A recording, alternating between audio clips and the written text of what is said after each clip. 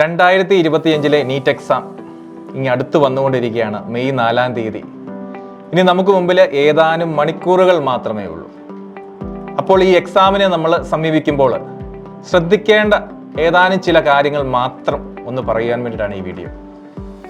അതിലൊന്നാമതായിട്ട് നമ്മൾ ശ്രദ്ധിക്കേണ്ടത്, നമ്മൾ പൂർണ്ണമായിട്ടും ദൈവത്തിൽ ആശ്രയിച്ചുകൊണ്ട് തന്നെ നീറ്റ് എക്സാമിന് വേണ്ടി പഠിക്കുക, നന്നായിട്ട് പ്രാർത്ഥിക്കുക എന്നുള്ളതാണ് ഒന്നാമത്തേത്. രണ്ടാമതായിട്ട്, നമ്മൾ പഠിച്ചു കഴിഞ്ഞു, എല്ലാ ചാപ്റ്റേഴ്സും പഠിച്ചു, എല്ലാ സബ്ജക്റ്റും പഠിച്ചു, ഫിസിക്സും കെമിസ്ട്രിയും ബയോളജിയും എല്ലാം നന്നായിട്ട് പഠിച്ചു. ഇനി ഈ പഠിച്ച കാര്യങ്ങളെ കുറച്ചും കൂടി ഒന്ന് റിവൈസ് ചെയ്യുക, ഒരു റിവിഷൻ, എല്ലാ കാര്യങ്ങളും റിവിഷൻ നടത്തിക്കൊണ്ടേയിരിക്കുക. പ്രോപ്പർ റെസ്റ്റ് ആൻഡ് റിലാക്സേഷൻ, അതായത് നന്നായിട്ട് റെസ്റ്റ് ചെയ്യുക. റെസ്റ്റ് ചെയ്യുക എന്ന് പറയുമ്പോൾ നമ്മൾ ഉറങ്ങേണ്ട സമയത്ത് കൃത്യമായിട്ട് ഉറങ്ങുക.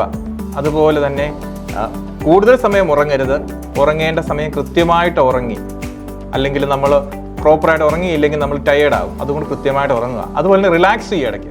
ഇപ്പോൾ റിലാക്സ് ചെയ്യുക എന്ന് പറയുമ്പോൾ നമ്മൾ പെട്ടെന്ന് കുറച്ച് നേരം പഠിച്ചിട്ട് നമ്മൾ എന്താണ്, ഒരു മൊബൈലിൽ അല്ലെങ്കിൽ നമ്മുടെ ലാപ്ടോപ്പ് ഉപയോഗിക്കുക, അല്ലെങ്കിൽ TV കാണുക, അങ്ങനത്തെ കാര്യങ്ങൾ ഒരിക്കലും ചെയ്യില്ല റിലാക്സ് ചെയ്യാൻ വേണ്ടി. കാരണം നമുക്കറിയാം, ഈ ഡിജിറ്റൽ ഗാഡ്ജറ്റ്സിൽ നിന്ന് എല്ലാം ലൈറ്റ് വേവ്സ് ആണ് വരുന്നത്, ലൈറ്റ്. അപ്പം നമുക്കത് കണ്ണിലേക്ക് വരുമ്പോൾ നമ്മൾ കൂടുതൽ ടയേർഡ് ആകത്തുള്ളൂ. അതുകൊണ്ട് അങ്ങനെയുള്ള ഗാഡ്ജറ്റ്സുകളെല്ലാം മാറ്റി വെച്ചിട്ട് പഠിക്കുന്നിടത്തു നിന്ന് ഒന്ന് ഇറങ്ങി, ഒന്ന് മുറ്റത്തൂടെയൊക്കെ നടന്ന്, അല്ലെങ്കിൽ ചുറ്റുപാടൊക്കെ ഒന്ന് നടന്ന ശേഷം വീണ്ടും ജസ്റ്റ് ഒന്ന് മൈൻഡ് ഫ്രഷ് ചെയ്തിട്ട് വീണ്ടും പഠിക്കുന്നിടത്ത് വന്നിരുന്ന് പഠിക്കുക.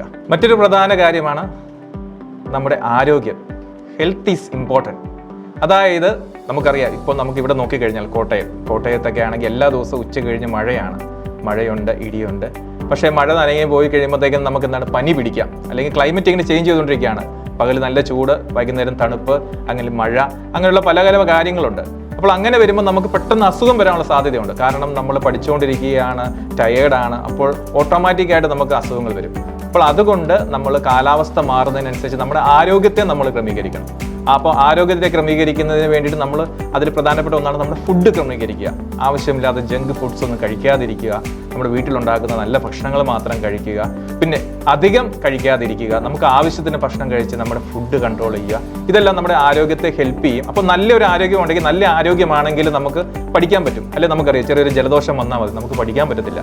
അപ്പോൾ അങ്ങനെയുള്ള കാര്യങ്ങൾ അവോയ്ഡ് ചെയ്യാൻ മാക്സിമം ഹെൽത്ത് കുറച്ചുകൂടെ കോൺഷ്യസ് ആയിട്ട് നമ്മൾ ഹെൽത്തിനെ നമ്മൾ മാനേജ് ചെയ്യുവാനായിട്ട് ശ്രമിക്കണം. അതുപോലെ നമ്മൾ അനാവശ്യമായിട്ടുള്ള യാത്രകൾ ഒഴിവാക്കുന്നതായിരിക്കും ഏറ്റവും നല്ലത്. കാരണം യാത്ര ചെയ്യുമ്പോൾ നമ്മൾ ടയേർഡാകും. അതുകൊണ്ട് അനാവശ്യമായിട്ട് യാത്രകൾ ഒഴിവാക്കി കൂടുതൽ സമയം ഇരുന്ന് പഠിക്കുവാൻ വേണ്ടിയിട്ട് നമ്മുടെ ഇനിയുള്ള മണിക്കൂറുകളെ മാറ്റിവെക്കുക, പഠിക്കുവാൻ വേണ്ടി അങ്ങോട്ട് മാറ്റിവെക്കുക. അടുത്തതായിട്ട് ശ്രദ്ധിക്കേണ്ടത്, ദിവസവും പ്രാക്ടീസ് ചെയ്യുക. Means practice daily. ഇനിയുള്ള ദിവസങ്ങൾ വളരെ കുറച്ച് ദിവസങ്ങളേ ഉള്ളൂ.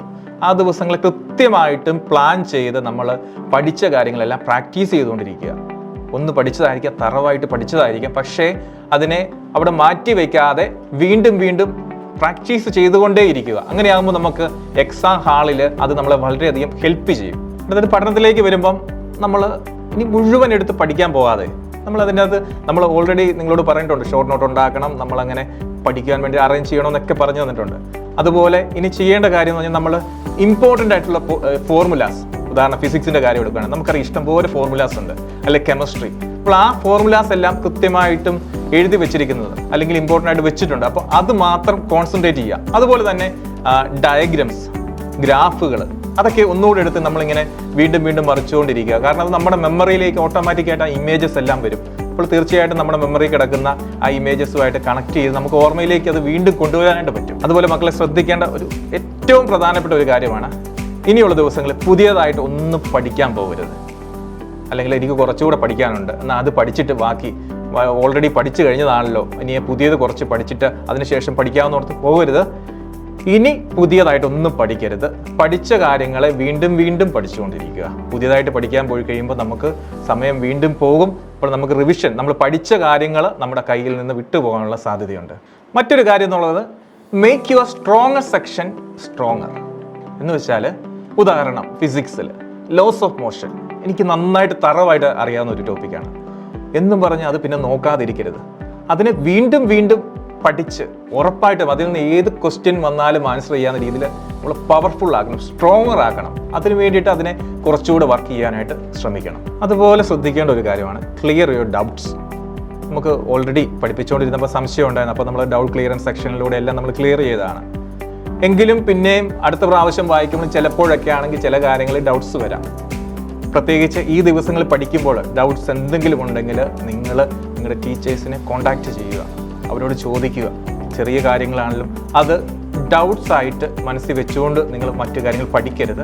അപ്പോൾ ഏത് സമയം വേണമെങ്കിലും നിങ്ങൾ ടീച്ചേഴ്സിനെ കോൺടാക്റ്റ് ചെയ്യുക, അവരെ കണ്ട് അവരോട് ചോദിക്കുക, ഡൗട്ട്സ് എല്ലാം ക്ലിയർ ചെയ്യാൻ വേണ്ടി പ്രത്യേകമായിട്ട് പരിശ്രമിക്കുക. മക്കളെ അതുപോലെ ശ്രദ്ധിക്കേണ്ട മറ്റൊരു കാര്യമാണ് work on your speed and accuracy. നിങ്ങളെല്ലാം പഠിച്ചു കഴിഞ്ഞിട്ടുണ്ട്. ഏറ്റവും ഫിസിക്സിൻ്റെ കെമിസ്ട്രിയുടെ ബയോളജി മുഴുവൻ അരച്ച് കലക്കി പഠിച്ചു വെച്ചിരിക്കുകയായിരിക്കും. പക്ഷേ നമ്മൾ എഴുതാൻ പോകുന്ന കോമ്പറ്റീറ്റീവ് എക്സാമിനേഷൻ. അപ്പോൾ അതിന് നമുക്ക് അവിടെ വേണ്ടത് സ്പീഡും വേണം, അക്യുറസിയും വേണം.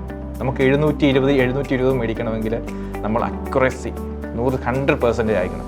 അതുപോലെ ഓരോ ക്വസ്റ്റ്യൻസിനും വേണ്ട സ്പീഡ്. അപ്പോൾ അതിനുവേണ്ടി നിങ്ങൾ എന്ത് ചെയ്യണം? ഇടയ്ക്കിടയ്ക്ക് ഒരു ടെസ്റ്റുകൾ അങ്ങ് എഴുതി നോക്കുക. നമുക്ക് എത്രമാത്രം സ്പീഡിലേക്ക് വരാൻ പറ്റുന്നുണ്ട്, അല്ലെങ്കിൽ ആൻസേഴ്സ് എത്ര കറക്റ്റ് ആകുന്നുണ്ട്, അക്യുറസി നമ്മുടെ എക്സാമിൻ്റെ എന്തുമാത്രം ഉണ്ടെന്നുള്ളത് നിങ്ങൾ തന്നെ സെൽഫ് ഇവാലുവേഷൻ ചെയ്യേണ്ട സമയമാണ് ഈ ദിവസങ്ങൾ. നമുക്ക് എക്സാം ഒക്കെ എടുക്കാറാകുമ്പോൾ എല്ലാവർക്കും ഉള്ള പ്രശ്നമാണ് ടെൻഷൻ.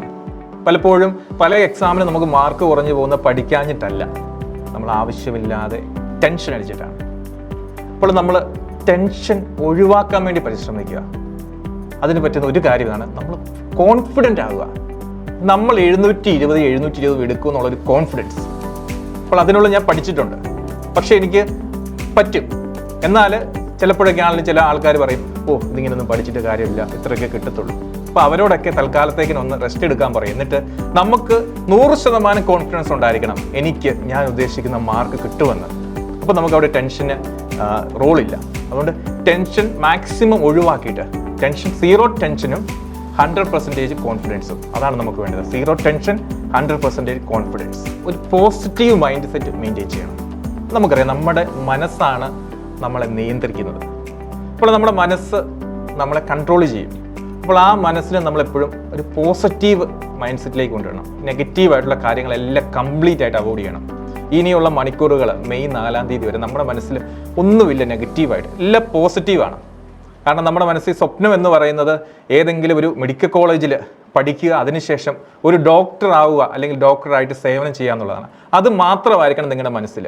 അതിനുവേണ്ടിയാണ്, അല്ലാതെ അതിനെ എതിരെ നിൽക്കുന്ന അല്ലെങ്കിൽ അതിനെ ബാധിക്കുന്ന ഒരു കാര്യങ്ങൾ നിങ്ങളുടെ മനസ്സിലേക്കും കൊണ്ടുവരരുത്, ചിന്തയിലേക്കും കൊണ്ടുവരരുത്. അപ്പോൾ നമ്മുടെ മനസ്സിൽ ഡോക്ടർ എന്ന ആ സ്വപ്നം മാത്രം മുന്നിൽ കണ്ടുകൊണ്ട് നിങ്ങൾ ഈ ദിവസങ്ങൾ ശക്തമായിട്ട് പഠിക്കുക. മക്കളെ, അപ്പം ഏതാനും ചില കാര്യങ്ങളാണ് അച്ഛൻ നിങ്ങളോട് പറഞ്ഞത്. അപ്പോൾ ഈ കാര്യങ്ങളൊക്കെ ശ്രദ്ധിക്കുക. ഇതോടൊപ്പം തന്നെ മറ്റു പല കാര്യങ്ങളും ശ്രദ്ധിക്കേണ്ടതായിട്ടുണ്ട്, അതിലേക്കൊന്നും പോകുന്നില്ല. പക്ഷേ ഈ കാര്യങ്ങളൊക്കെ ശ്രദ്ധിച്ച് ഏറ്റവും നന്നായിട്ട് ഈ വർഷത്തെ നീറ്റ് എക്സാം നിങ്ങൾ എഴുതട്ടെ. നിങ്ങൾക്ക് എല്ലാവർക്കും നല്ല വിജയം കിട്ടട്ടെ.